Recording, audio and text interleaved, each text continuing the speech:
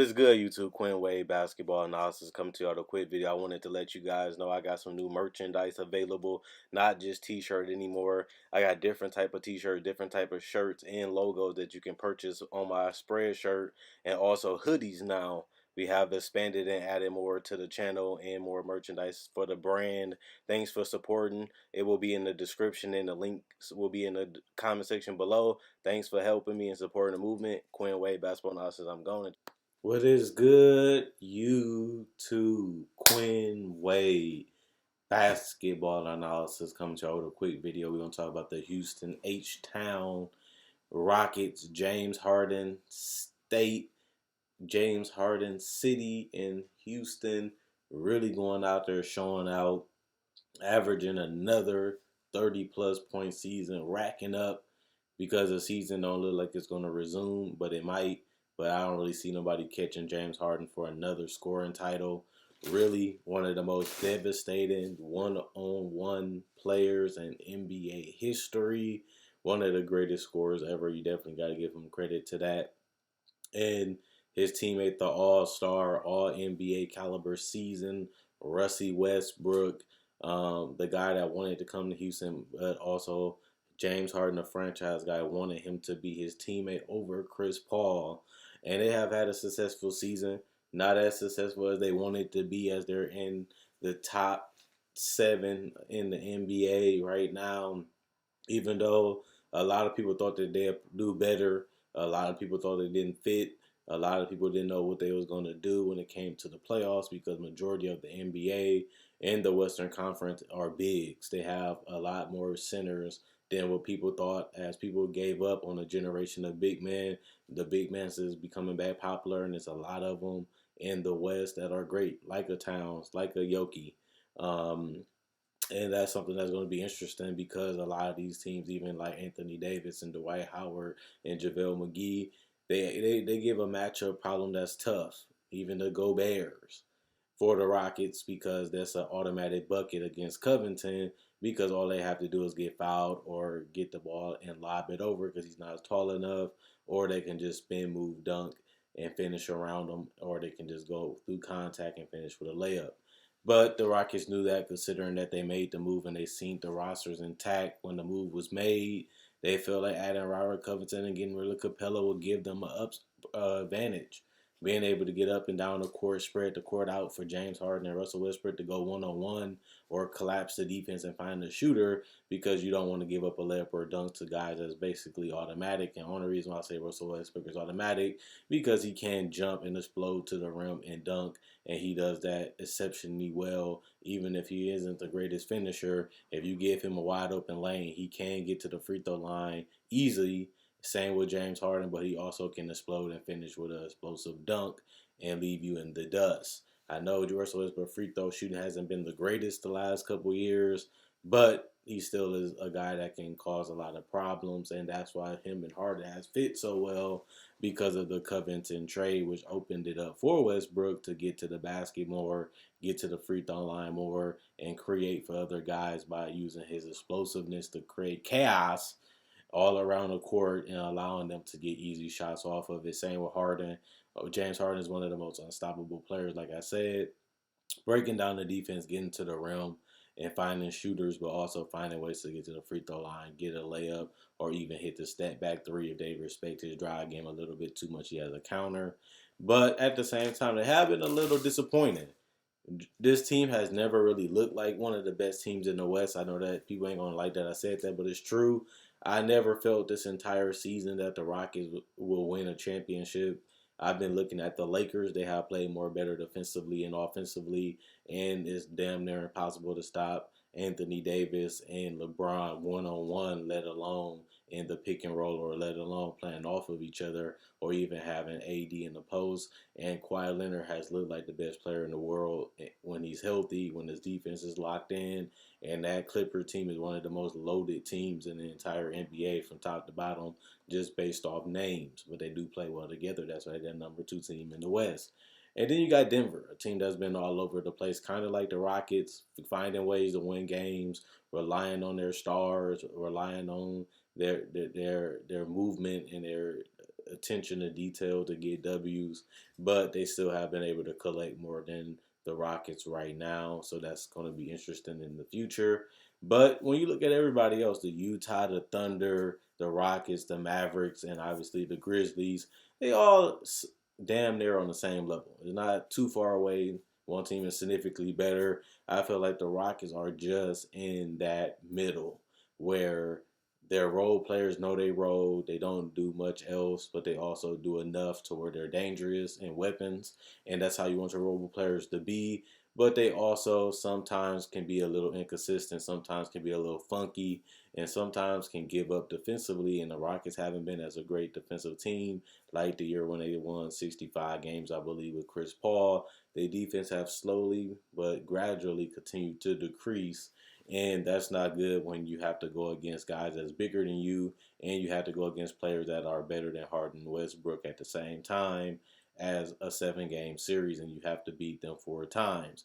The thing that I will give credit to the Rockets is that if their shots are falling and if they're active, they can be a sneaky underrated team just because they are difficult to stop offensively, and they can really go out there and cause havoc, which they have done to a lot of teams. If you slow down the game, they can move quick, they can rotate quick, they can play in the passing lanes. If you get up and down the court, you give them chances to get to the rim, you give them chances to find shooters, and they can be devastating out in the open court too, because Westbrook and Harden are some of the best finishers and creators in the league. Russell Westbrook has shown improvements as a decision maker, as a playmaker, showing that he can always get a shot off and always find somebody open whenever he wants to, which really causes a lot of pain to a lot of teams. And the same with Harden has become a guy that has led the NBA in assists, but also led the NBA in points.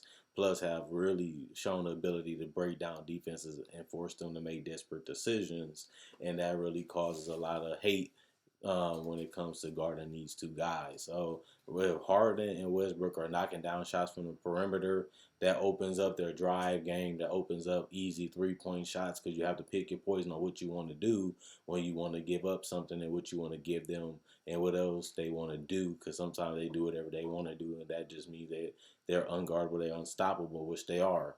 But the problem is only 2 players that you're really scared of. I know you're scared of the shooters. Like I said, they're weapons because they're specialists. They're knockdown shooters. But also, if you get beat by Harden and Westbrook, you have a shot when you're one of the best teams in the NBA, and you have just as much or more talent. Plus, you have the star power to counter their stars or even guard them and make them respectable. Harden has shown a lot of times that he struggles in playoff games, putting up dominant performance. Russell Westbrook has disappeared in a lot of playoff series, or he just wasn't efficient enough or consistent enough to knock down shots, which really hurt their teams or his teams for even making it far in the playoffs or being a legitimate contender, just because he is a heavy turnover guy. Plus, he's an inconsistent shooter, making him a little predictable. But that's the best part of opening up the floor for him to get the best out of him. So it makes sense to get rid of Capella, even though he was playing pretty decent and he's a solid, not great or elite rim protector. He gave them another dimension that they really don't have right now, because they don't have a legitimate big. I know they got centers, but they're not devastating, groundbreaking centers. They just okay or bad. And Capella was good. He never really hit that superstar, all-star level of dominant centers, but he always knew his role, never played outside of his role, and he always did what was best for the team and the situation. And it was good to have him as an option, even though he might be a little overpaid when you look at the injury and you look at his production in the last 2 years, and you look at the fact that a lot of the playoff teams that they played against, he couldn't even play.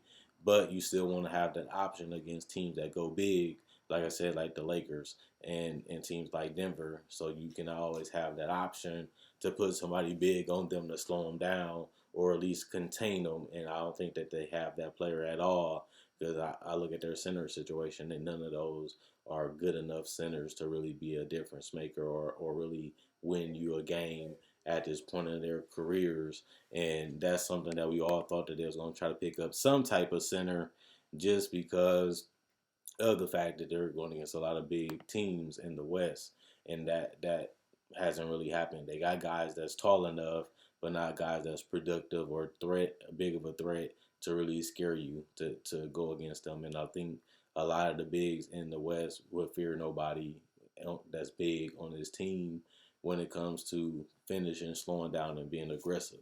So that's a dynamic that they lost, giving rid of Capella, but they also gave their stars the best chance of winning because they can play their style of play more beautifully, more openly, but also the way that they want it to be done and executed. That's why I liked it to trade for Capella in Covington, just because it just allows Houston to play Houston ball to the maximum extent, and they was able to do that. But at the end of the day, like I said throughout the video, this Harden Westbrook team isn't the greatest Rockets team, isn't the scariest Rockets team, but people respect them.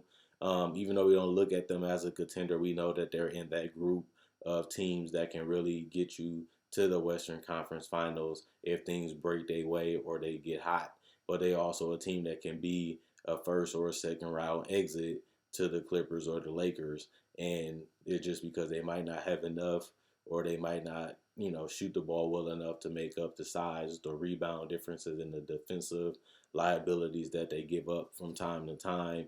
Even though this is a team that once Harden or Westbrook gets going, they can really get hard to guard, but it's also the same way vice versa to a lot of other teams that they play in the West, making it no real advantage for them just because other teams can either score just as good as them or put out lineups that can really make Houston be a little stagnated like we've seen over the years and a little bit predictable, making them easier to guard while also making it more fair for the opponent, not making them really a scary team. But they have been one of the most potent, dangerous offensive teams in the league. So you have to watch them and you have to play with them and play against them with respect, or they will torch you easily. So it's gonna be interesting seeing how well this Rockets team will play if the playoffs will start, seeing how far that they can get. Is they as good as the Clippers? Is they as good as the Lakers? I think we all agree that no, which really make them not an elite team and not really a great team when it comes to having a legitimate chance of a championship run. But they also, like I said, is a team you have to respect because they can blow you out quick just because they can get up shots. They can really take over, and a lot of their games going to be won or lost on their 3-point shooting that game. And the fact that Westbrook and Harden has to have a lot of spectacular games and cause a lot of attention to get these guys the shots, they also have shown throughout the playoffs that they can struggle to consistently create and score in a playoff environment against the elite coaches and elite teams, and especially when a lot of teams will live for Harden and Westbrook going off at the extent of making sure everybody else don't get off, which can make them a little cold, or make them a little stagnant, a little predictable, making them a lot more realistic and easier to beat. But it's still going to be interesting to see what they do. At the end of the day, that's all I got for you guys. Check out my website, analysisplayground.com. Link in the description, comment section below. Check out my Facebook page, analysisplayground.com. Link in the description, comment section below. Like on Facebook to show support.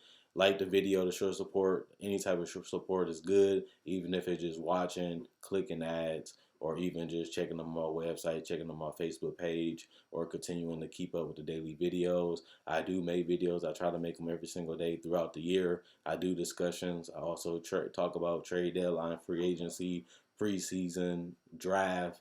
I got you guys covered throughout the whole year to give you guys a variety of videos and things to talk about.